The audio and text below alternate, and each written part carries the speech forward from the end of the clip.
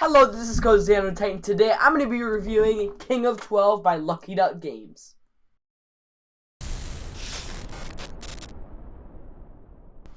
So before we get into the overview, let's read the little blurb. So, you're going to use your 12-sided stones of power to compete with the other candidates for the throne. The manipulation of the stones is an art and impossible to accomplish alone. You'll need the support of numerous beings from all across the 12 kingdoms. But your opponents will be vying for their help as well. Only those who most skillfully employ their powers and are able to predict and counter the plans of their opponents will claim the throne. And now over to my dad for the rule school. In the game of King of 12, each player will start with 1 dice and 7 cards with 1 fancy player aid. So, each player is going to start with the same 7 cards. So in the basic game, you would start with these 7 cards. So the knight, which it says this turn the lowest dice value wins, and the second lowest is the runner-up. So that'd be the knight. Then the oracle says roll the die, and this effect occurs last. So rolling the dice, this would actually, because it has this symbol, you actually do change the dice. So you would actually roll the dice. Most of the cards, you do not change the dice value. So the alchemist, this doubles the value. So if you had a 12 die, you would see that dice as a 24 for that turn. We have the golem, which says your die becomes a 12. So you view your dice as a 12, but if it is a 12, after all effects, your dice value becomes a 1 instead, so you would see it as a 1. We have the sorcerer. Rotate your die to any of the 5 adjacent. So say you had a 7 here, you could actually rotate it to a 12, or you could rotate it to a 3, so you just rotate it to one of the adjacent sides. And this one, actually, you're changing the dice because it has this symbol again. Then we got the parasite, which lets you you subtract 7 from your dice. So if you had a 1, you'd actually have -6. This one, you actually, the machinist, you add 7. So if you had a 1, it would be an 8. And then we have the knight again. So those are the 7 cards. Now there are 5 other cards that you can use in the game as you become more familiar, and these are a little bit more advanced. We got the machinist, the gambler, the reverser, the troublemakers, and the lady and merchants. I don't know if I did that one before, but there you go. Those are the other 5. Now, to start a round in King of 12, all the players will roll their dice. So I'll just roll all 4 like we're playing 4 players. Now, King of 12, the highest dice wins. So that's kind of how it plays out. With one exception, well, if you play a card that says lowest wins, obviously that would be one exception. The other exception is ties cancel each other out. So actually, this dice roll, these would cancel out. So the 9 would be the highest, and the 4 would be the second highest. Now, obviously, we have cards that are going to manipulate this, but if there was no cards, that the 9 would win, they would score 2 points, and 4 would be the runner-up, they would get 1 point. But that's not how it plays, so we're going to play a hand and just see how it goes. So we're just going to play this out here, and each player is going to play a card face down, and you're going to do this simultaneously. So we got black, white, yellow, blue. So let's just kind of shift those. So now you would reveal them together.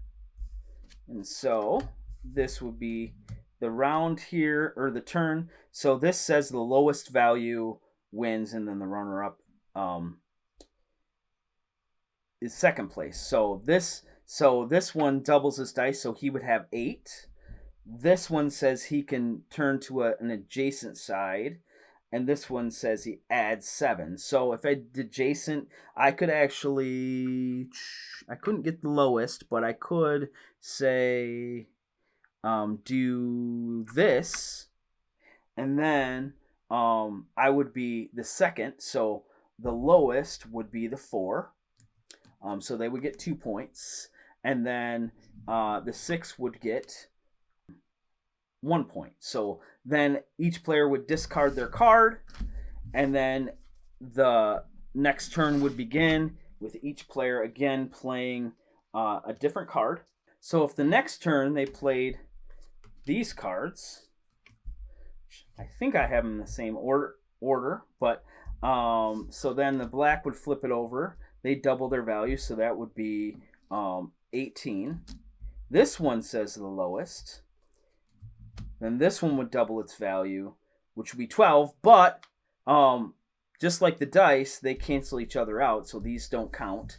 And then this one lets me turn it to an adjacent side. So actually at this point, because these two cancel each other out, this one wins again and this one wins again. So it would be 2 and 1. And you would continue to do this, discarding your cards, playing cards until one of the players has 1 card in their hand, or somebody has earned 8 points, and that ends the round. Now, if you get down to 1 point and nobody has earned 8 points, then you would tally the points, and whoever has the most points wins. So, for instance, say this person had 4, this person had 5, and say this person had 2, hypothetically. So this person would win, and then they would have to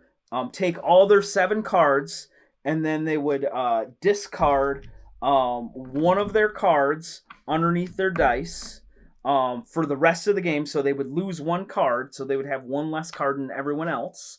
You would move on to the next round. Now, there's another thing about these points. If there's ever a point, so say this person had 5 points instead, and they both had 5 points, and this person had 2, actually this person would win because points also cancel each other out. So all ties cancel each other out. Now, you would continue playing rounds until somebody was able to play a second card under their dice. And once that happens, whoever has won 2 rounds in the game wins the game. And that is how you play King of 12. So what I like about King of 12 is, one, it has a very simple concept. All you're doing is rolling your dice and trying to get the highest number without tying, and then using cards to manipulate those dice to then try to win the game and claim the throne. Another thing I like is this game travels really well. All it is a pretty small box, cards and dice. That's really it.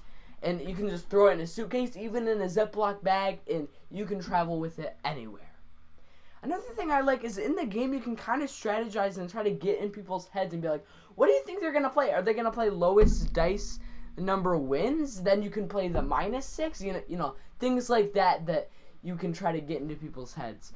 But, one downside, I mean, it's not bad art, but, it's not dog park art. It definitely serves a purpose, on the cards. It's better than anything I could do.